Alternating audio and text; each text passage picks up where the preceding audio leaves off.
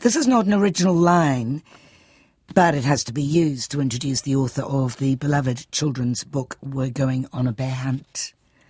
Michael Rosen couldn't go over it, couldn't go under it. He had to go through it. COVID, for one thing, which nearly killed him. The death of his 18-year-old son, Eddie, in 1999. And the undiagnosed hypothyroidism that sucked the life out of him for 12 years. He writes about these crises and more in a book called Getting Better, which is also a book of advice on how to do just that. Rosen is a poet, an educator, a playwright, a broadcaster, and an avid tweeter about many things, but often about COVID, which has recently been the subject of an inquiry in the UK revealing, for example, that Prime Minister Boris Johnson said he would rather let the bodies pile high than impose a new lockdown. These and other revelations have been particularly enraging for Michael Rosen, who joins me now. Hi, Michael. How are you? Hi. I'm very well, actually. Lovely to be on your show. And, I guess congratulations are in order, even though you're saying goodbye, because, you've been presenting this programme once or twice before, I gather. Stop it. Stop it now. Tell me about yourself. How is the recovery from COVID? Complete yet? No, there's permanent damage. So I had microbleeds in my brain, which knocked out most of the sight of my left eye and most of the hearing in my left ear. I have to say that carefully. I sometimes end up saying most of the hearing in my left eye and most of the sight in my left ear, because one of the other features of post-COVID is you can get a bit muddled. When I said that to a child, I said I lost most of the sight from my left ear. She said, "No, you wouldn't have." She was quite cross about that. She was only about 5. Is this long COVID, Michael, or is this just the after effects of the extreme form of COVID that you suffered? I think it's mostly when people talk about long COVID, they mean this extreme fatigue.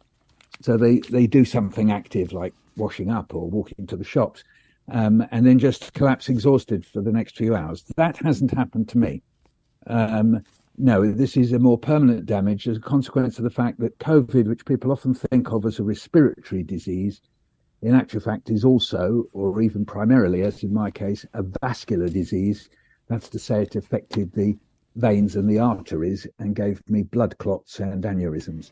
So that was why I've got the damage in my left eye and left ear and numbness in my toes as well.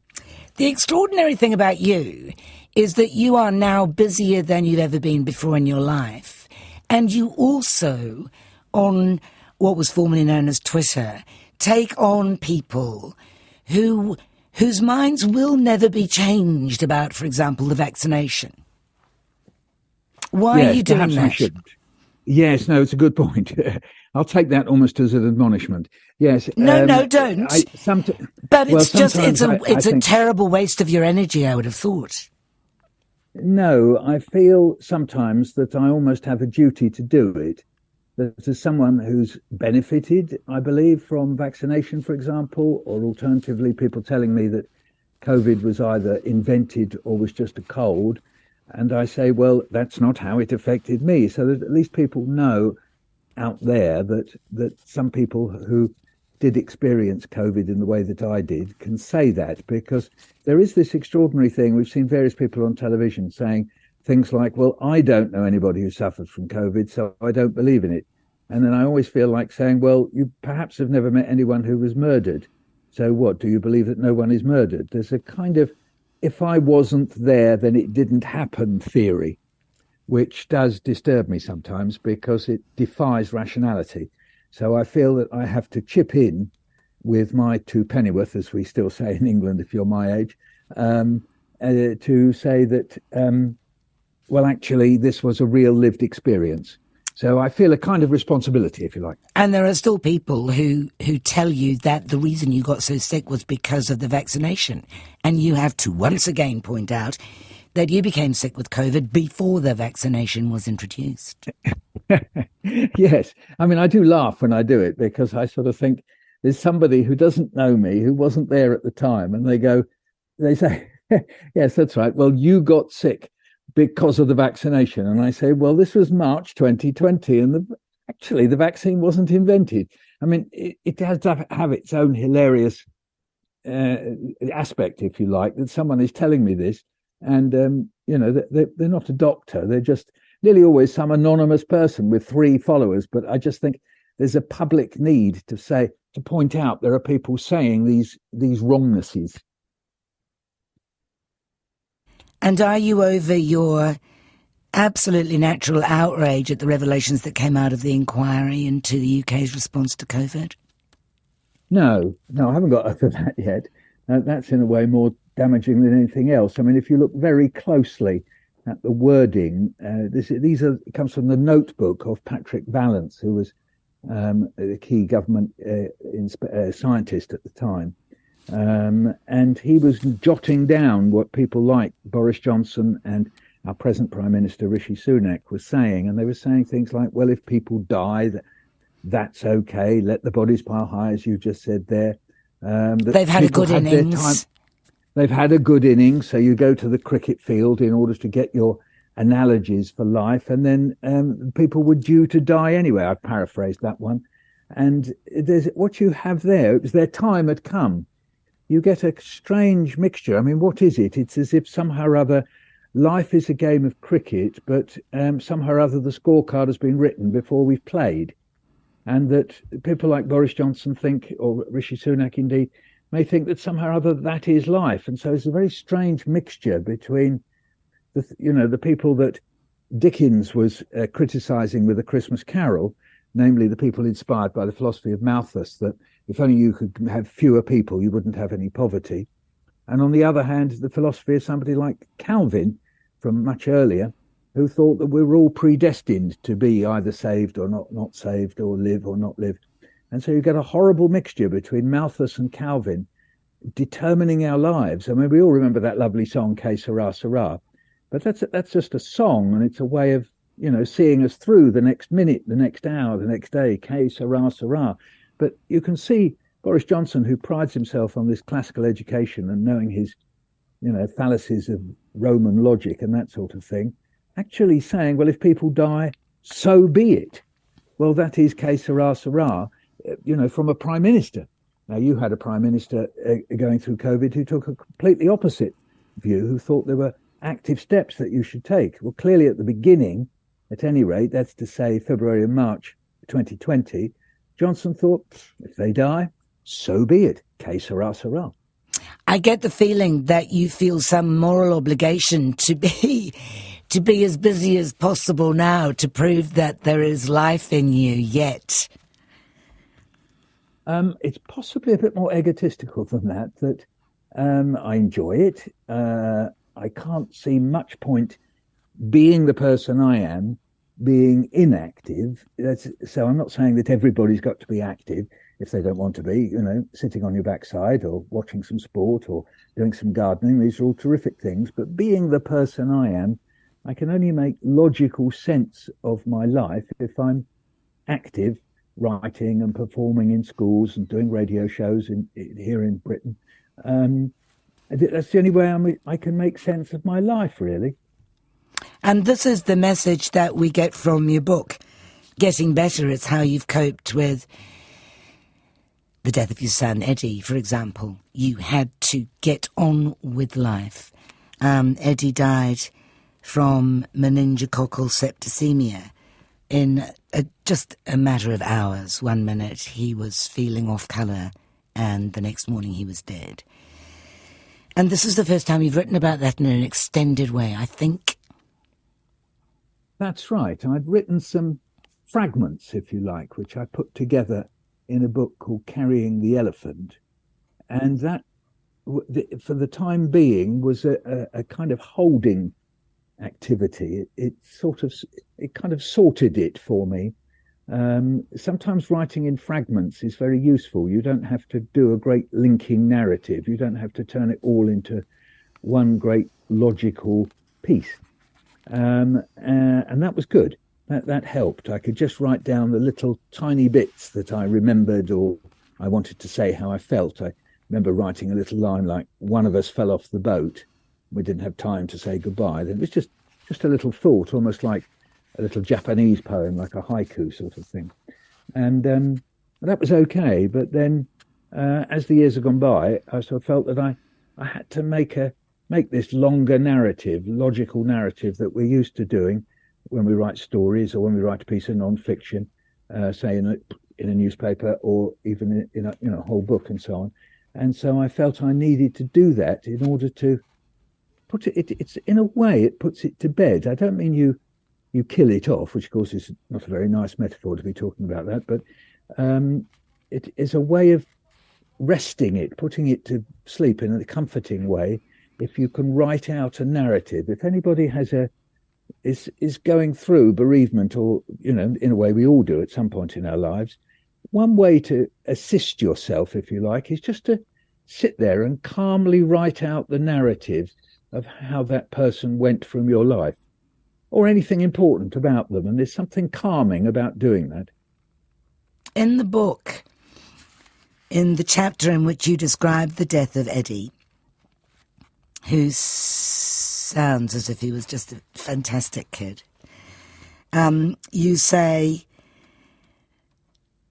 I then met Emma, we got married, we've had 2 children. There would be nothing more absurd or offensive of me to say to someone who's lost a loved one than get married, have some kids. It's just that you're trying to be honest, and you're also signalling that life can go on alongside the grief.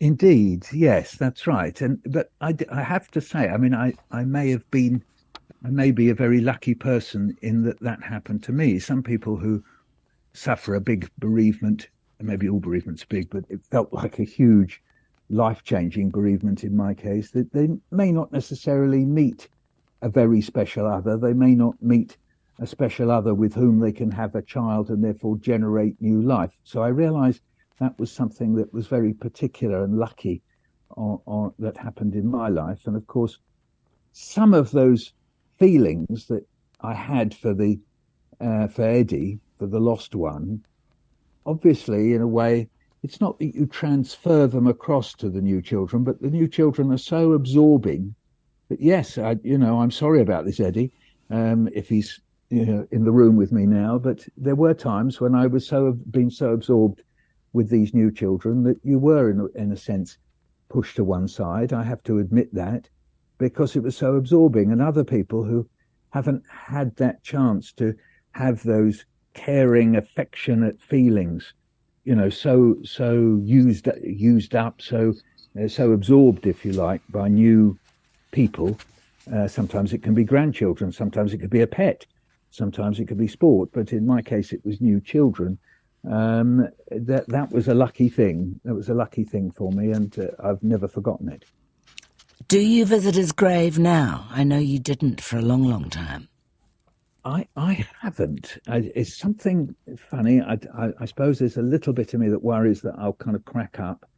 There is something about me that tries to kind of avoid cracking up, though I do. Though sometimes I do. I might be listening to a piece of music, or something that happened to me just a short while ago. I visited a school in London, and I was just about to go on and do my show, which I have to sort of jolly myself up, sort of build myself up just a little bit, go through the kinds of poems I'm about to do. Am I going to do Bear Hunt? Am I going to do that funny one where this, that, and that happened? And a lady was sitting there, and she looked at me and she said, I was in the same class as Eddie. And I said, were you? And then this is the bit that was difficult. She took out of her bag a photograph, and it was a photograph of her class with Eddie in it, and I'd never seen the picture before. And it wasn't one of those formal school photographs where the kids are all in a row. It was beautiful. What they were doing was lolling about in the way kids do, particularly in their last year at primary school, year 6, as we call it here. And they were lolling about on the steps leading up into the school, and some of them were on the lower steps, some were on the higher steps. And Eddie sat there, and there he was sitting there on the top step, showing the soles of his shoes. He did very eccentric, funny things. And I think the soles of his shoes had some funny things on them, or they were different colours or something. And he had a little look on his face of saying, hey, this is going to be fun. And I remembered that look suddenly. I think I'd almost forgotten that look on his face. And it just got me. I mean, whoosh, it went straight to my guts in a way that I really wasn't expecting. And it was a bit unfortunate that the lady said it just before I was about to entertain 300 children in a school and dance about, going, as I say, going on a bear hunt. And there I was, full, my head just stuffed full of this photograph and this look on Eddie's face that it was almost as if he had come back, because I hadn't seen that look in what is nearly, 25 years. And so there are these moments, but I do try to, sometimes I do try to avoid them. And I think when you say, have I visited the grave? I haven't yet, but I will. And his older brother, Joe, said he's been a couple of times. He didn't tell me, which is sort of absolutely his business. So I will go. I will. Yes, you've reminded me. Sorry. I didn't mean to remind you. Somebody's texted me to say Michael Rosen's Sad Book, which is the book that you wrote for children in the wake of Eddie's death, is one of the most beautiful and important books I have in my house. Well, that's very kind of them to say. Yes, that came about. It was quite strange, actually. About 2 years, I think, after Eddie died, maybe a bit less, 18 months or so. And I was doing a performance at the Edinburgh Book Festival. And I got to the end and I said, are there any questions? And people asked me things like, how old are you? And where did you live? And where were you born? That sort of thing. And one child said, what's happened to Eddie, the baby in your poems? Because I've written these poems about Eddie being a very funny 2-year-old, 3-year-old, 4-year-old, playing all sorts of tricks on us, sticking cereal in my hairbrush and ripping wallpaper off the walls and all that sort of thing, and getting cross because he couldn't have more birthdays after he had his second birthday. He thought he ought to have another birthday the next day, and then the next day and the next day, and that sort of thing. And I've written these poems, and kids do seem to quite like them. And so this child wanted to know what had happened to Eddie. So I had to say in front of 300 or 400 people at this family show, and I had to say, he died.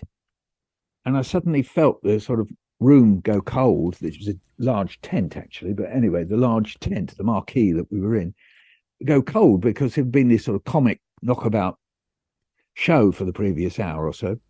And then I had to say he died of like a type of meningitis. And then there's a little pause, and then there's another hand, and I said, what's your question? And somebody said, what's your favorite food? It just moved on. And then after I went home, I felt, I've got to write about this. I've got to have something where I've told children who know about Eddie from these Eddie stories in a book I did called Quick, Let's Get Out of Here. And so I sat down and just wrote to that child in my mind, not really to that child, but in my mind, what would I say to that child? And so I wrote down maybe 200 or 300 words. And then I sent it off to a publisher, Walker Books, and I said, is this a book? Because I sat on it for a few days, and then I wondered, is this a book? So I've got a thing to say next time a child says, what's happened to Eddie? I can, as it were, hold the book up. And they said yes. And they teamed me up with Quentin Blake. Again, I've done books with him before. And that's how the Sad Book came about. Yeah. He's done a very good drawing of you in that book. It's amazing. And many things. I look at that book and it's a huge comfort to me because what he's done and what he's so brilliant at is he's kind of read me, interpreted me, and then put that on the page. So I can look at it, and even though it isn't me because it's drawings, it's not a photograph and it's not reality, but when I look at it, it feels in a way a little bit like a mirror, or at least an aspect of me. But what's lovely about it is he's a very, very sensitive person who sees situations and can interpret them with his line and his wash of his pictures. And I feel at home in the book. It's quite hard to describe, but where there's a bit of me walking down the street and looking at a train going past and there's cranes and buildings. And that is me, totally. I mean, I was today. I was, walking along a street in the centre of London. And there's always cranes up in London. They're always building something that nobody wants to live in. I was looking at it and thinking, oh wow, that is me. So he grabs those things. He knows how to do that. So it's a very comforting place for me to be in that book. When did you discover? I mean, you spent 40 days and 40 nights in a coma in hospital. You were in intensive care for 48 days. You were in a rehab hospital for 3 weeks. Extraordinary experience. Literally, you died and came back. When did you discover that people had put bears in their windows in honour of We're Going on a Bear Hunt all over the world? Yes, I think the problem with answering that question is like this. Anybody who's been in a coma for more than 10, 15 days is that your sense of who you are is all mixed up. It's like you've been in a liquidizer, right? So you come out of it, and though you might be answering questions and seeming to be quite logical, would you like something to eat? Yes, please. Well, a day later, you may have forgotten it, that you said that. And then even if you remember it, you're then confused when you're remembering it. It's very hard to explain, but basically you don't come out of a coma. What happens is that you go through various stages in which you are 90% unconscious, 80% unconscious, 50%, 30%, 20%, 10%. So you taper into consciousness. Do you get me? Mm-hmm. So if you say, when did I realize that people have put teddy bears in windows? Well, I probably realized, in inverted commas, the moment the first person told me. The only problem is the next day I would have forgotten. So somebody came to me and said, they're putting teddy bears in the windows and that's like to do with bear hunt. And I'd go, oh, wow, really? Not knowing that they'd told me the day before. Anyway, my memory's got a bit better since then. But yeah, it's handy to know, isn't it? Yeah. So I would say by the time at the end of rehab, so by then I'd been in hospital, as you say, 3 months, I was retaining stuff that people were telling me. And even now, I can remember things from that rehab period, even though I can't remember, say, day 42, day 43, day 44. So that's, in other words, when I'm just coming out of the coma. So I can't remember that. That's a complete blank. I've even seen film of me talking to the consultant. The consultant comes up to me and he says, hey, Michael, you've got children. And I say, apparently. Now, whether I was trying to be funny or whether I genuinely didn't know that, that somebody had just told me the day before, you've got children. And I said, have I?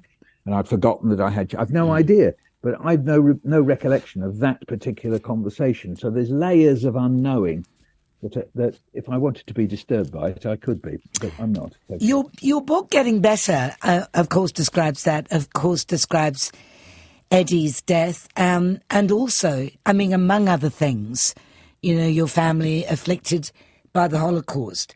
But it also describes your hypothyroidism, which, as I said, was not diagnosed for 12 years, and the extraordinary effect it had on you, to the extent that I get the impression you were reborn as soon as it was diagnosed and you got the right powder to eat.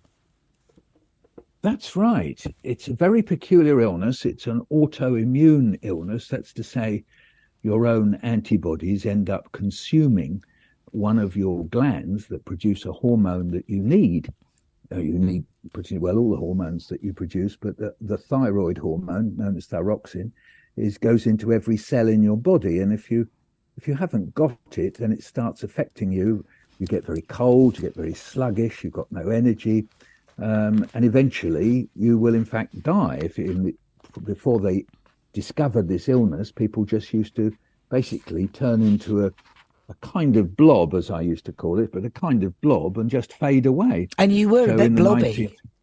Yes, oh, very much so. I mean, there are photographs of me and I look a bit like those rather serene pictures of the Buddha, a great big wide face with which I don't have. I mean, I don't have a big wide face, but I did with that. It's a bit hard to describe, but it's what's called edema or mixed edema, and it's basically fluid retention in the bits underneath the skin. So basically, you're puffy.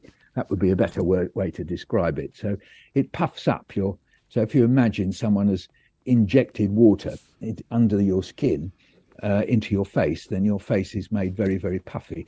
Looks like someone has sort of beaten you up without the bruises, and that's what I looked like. And also, my speech was slurred and so on.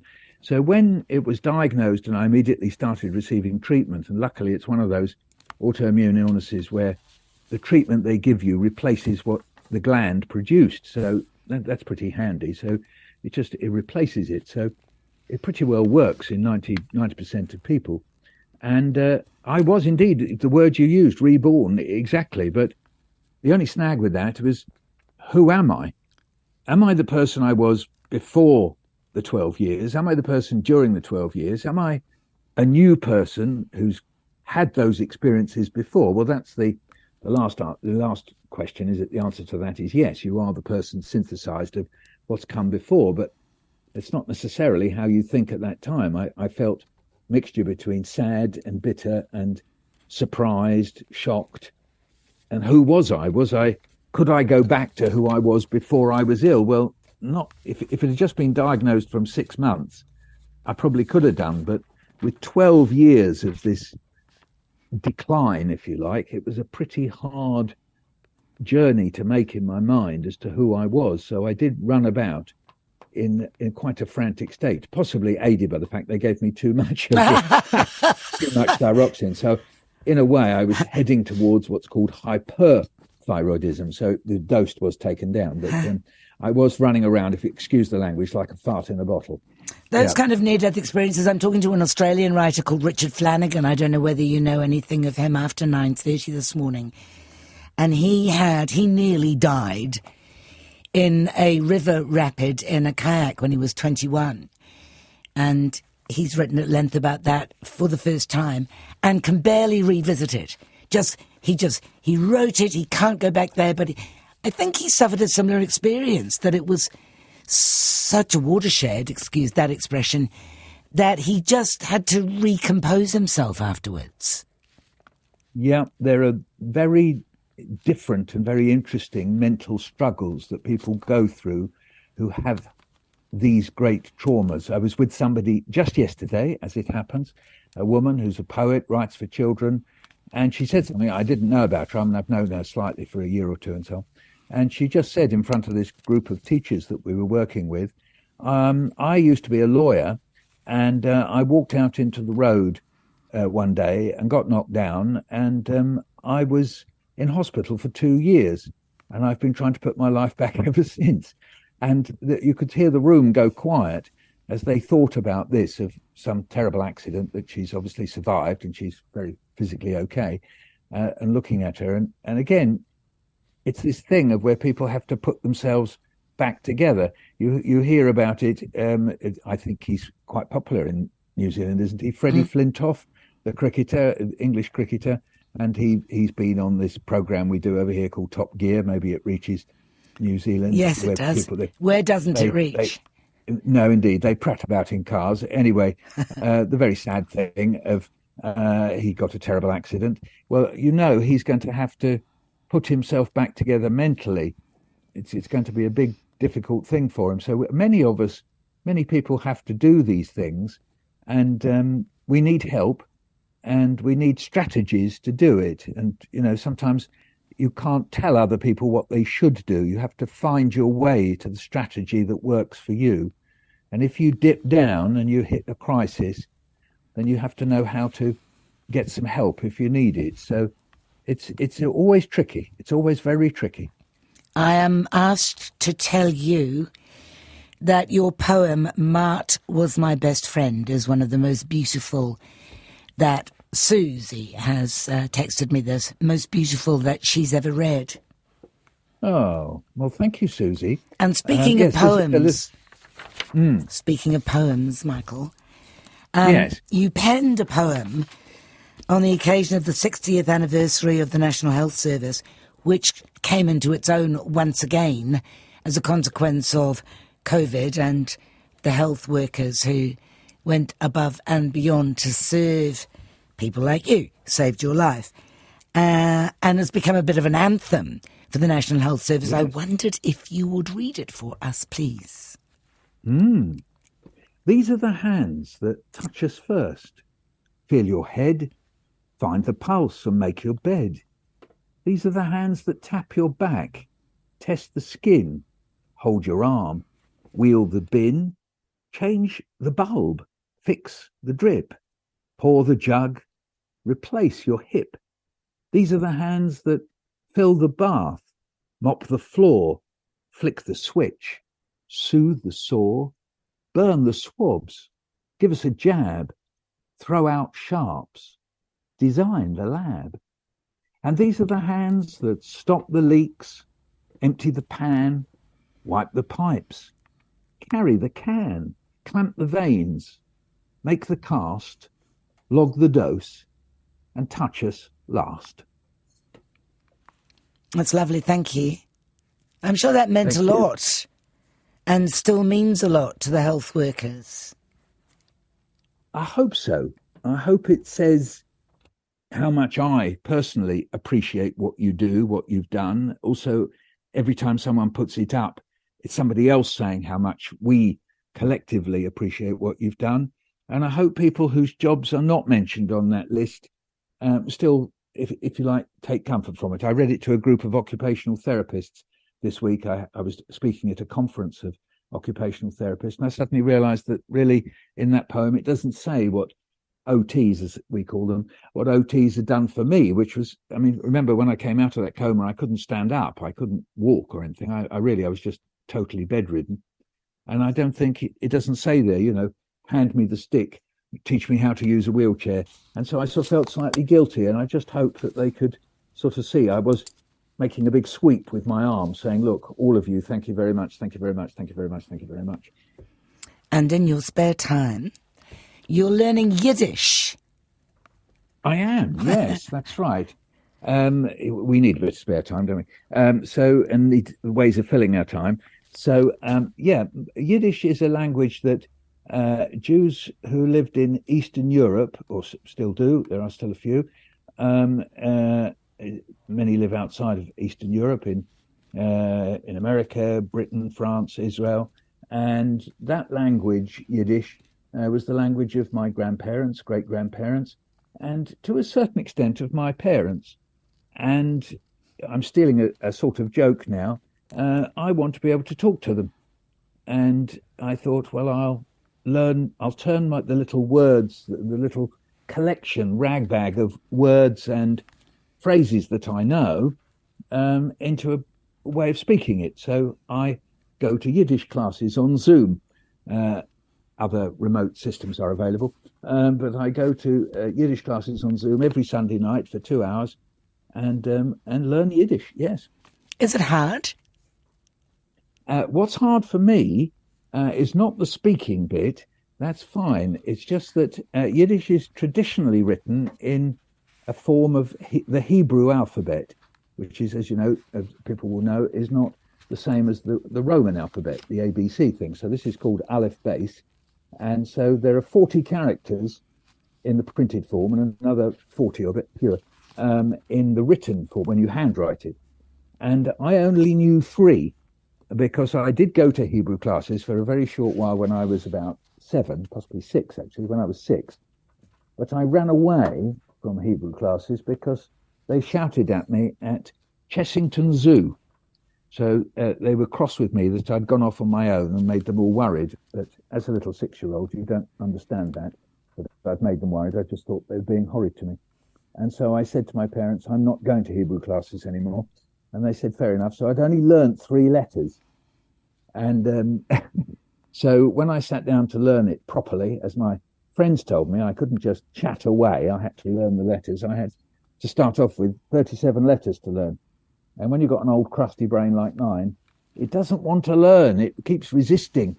And it keeps going, no, you don't need to learn anything more, Michael. Your brain's stuffed full of stuff anyway.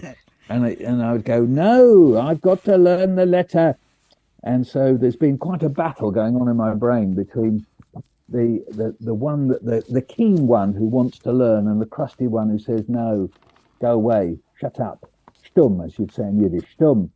I don't learn it.